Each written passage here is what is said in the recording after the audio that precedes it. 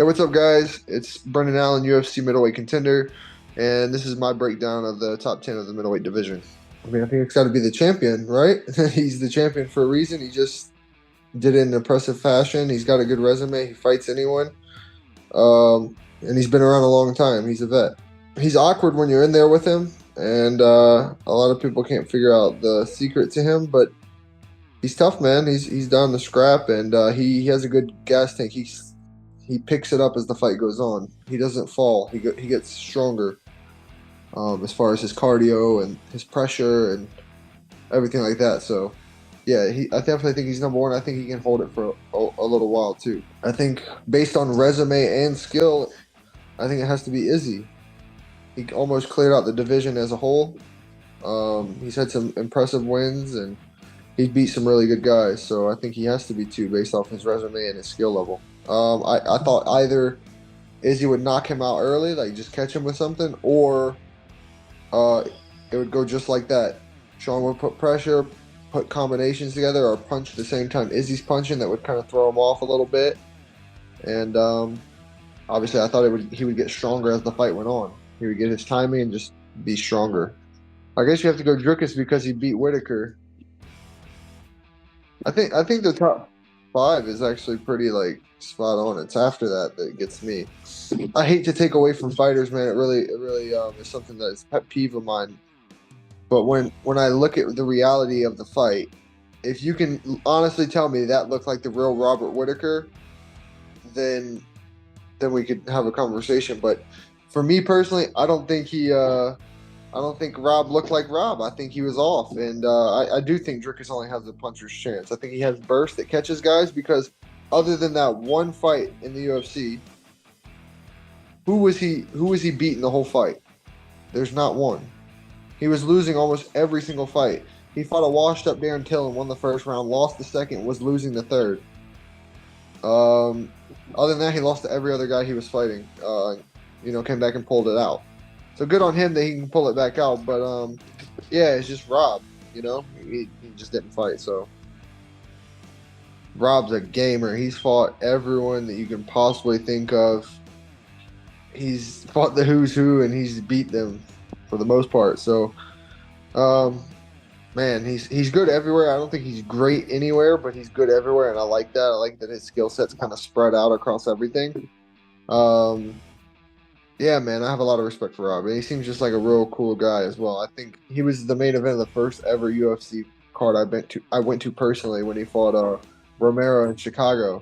I think that was the second time. So, yeah, I like Rob a lot. I've seen a lot of stuff. Is he over the hill now? Is his time just gone and past because of Izzy and then the Dricus? And it's just like I really don't know. I hope not because I'm a big fan of Rob as well. But I guess we'll see. I guess we'll see. Yeah, man, Jared's beat. He's got to win over the champion. I guess you could say it was a close fight, kind of a boring fight. I think it relied on Strickland to put more, but he didn't. I think he gave him too much respect. Jared's one of those guys you have to watch because to me, power is the ultimate equalizer, and obviously Jared has that. You don't have a knockout at heavyweight, a knockout at light heavyweight, knockout at middleweights, and like expect he's just not going to have power anymore. So he's fought good guys as well. So I think Jared's right there based on his resume and skill set. I think he changes a little bit as he fights, but I think he's trying to be smarter in his approach to fights, like how he approaches tactically. I think he's trying to be smarter and just not take as much damage, maybe, because when he fights, he stays out and plays the game a little bit. But obviously, he had a great performance against Marvin. So I think it has to be Marvin just because he fought Izzy twice. He's fought all these guys up here. All these guys in the back haven't. He's fought pretty much. I think he's fought everyone up there except for Dricus. So, or trained with him at least. So, I think he has to be there out of respect for his resume. Yeah. I mean, I don't think he has any great wins over any of these guys, but still, he's fought them. He's been in the cage with them. He has that experience, whereas the others really don't. And he's been active for the most part as well. Like I think he's obviously took a lot of damage in his last fight, so he needs some time off. But yeah, I think he has to be there. I think I got to take number 7. I mean, I've probably on this list. I have to be one of the most active guys. I fight every year 3 times. I fight the best guys that I can get my matchup with. I ask for the best guys. Um, and I win. I finish guys. And I go in there to finish guys too. I'm not just going in there to point fight and win a decision. And my fights show that as well. I'm there to kill or be killed. I'm willing to get into a dogfight if I have to. So I come to put on good fights. It's not boring fights like some other guys do, and I'm active. So I want to fight hopefully around the time frame of UFC 300. I think it'd be cool to be on that card. It's going to be obviously huge and a lot of eyes. But hopefully, I really don't know, man. Whoever the UFC says is a #1 contender fight is who I want to fight. I don't care who it is. I don't care what the name is. I don't care about any of the rest of it. So whoever the UFC says that is, then that's where I want to fight. I think it should be Roman.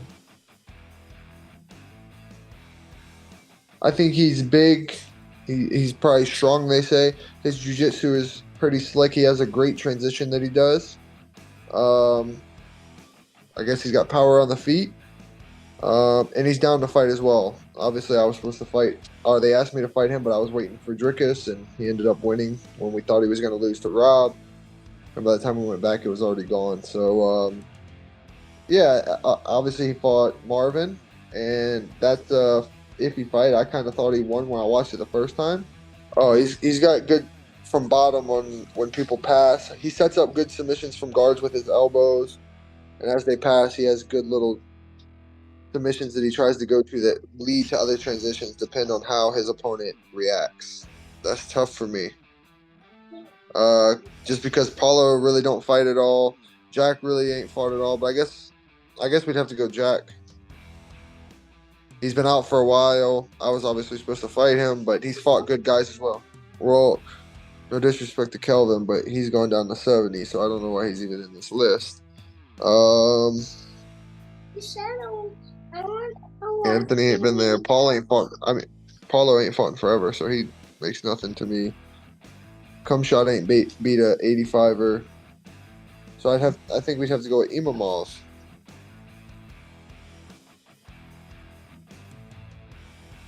His striking, I think it's super basic, but it's really effective for the guys that he's fought. Obviously, he was looking good against Chris. It looked like Chris just couldn't turn it on or figure it out. I don't know what Chris's situation was. I don't know if it was the matchup or any of that. But he was looking good in that fight. I think it might have been the size. That's just my opinion. But he's got a quick 1-2, and that's what he uses. He bounces around to try to use his distance good. But I think striking is his best asset. He hasn't really fought anyone good on the ground, like for real, that's got him there. So, I think he would have to be 10. Well, thanks for the time. Shout out Monster, Kudo, Nevin. Appreciate you guys for supporting me. Appreciate everyone at home. Thanks to my guys that came out here as well, and all my guys in the camp that helped me. Saturday, we have some fun.